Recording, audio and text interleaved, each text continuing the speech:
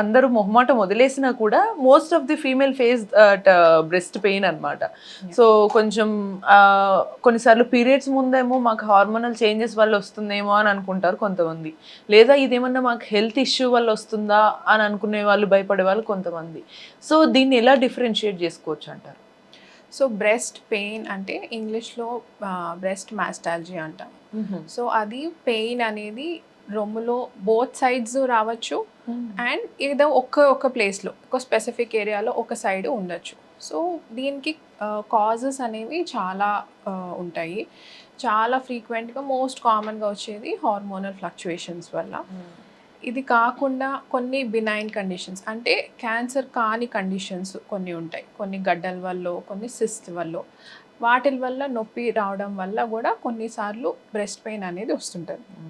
So చాలా మంది క్లినిక్కి మా దగ్గరికి వస్తుంటే ఫస్ట్ క్వశ్చన్ అడిగేది ఏంటంటే, మాకు బ్రెస్ట్ పెయిన్ ఉంది, ఇది క్యాన్సరా అనేసి. సో చాలా మందికి ఈ భయం ఉంటుంది, బ్రెస్ట్ పెయిన్ అంటే క్యాన్సర్ అనేసి. But that is not the condition. Breast క్యాన్సర్లో బ్రెస్ట్ పెయిన్ అనేది అస్సలు ఉండదు. బట్ అలా అని బ్రెస్ట్ పెయిన్ని వీ కాంట్ ఇగ్నోర్ అనమాట. దాన్ని వదిలేయలేము, ఎందుకంటే అది వేరే డిఫరెంట్ కారణాల వల్ల వస్తుంటుంది.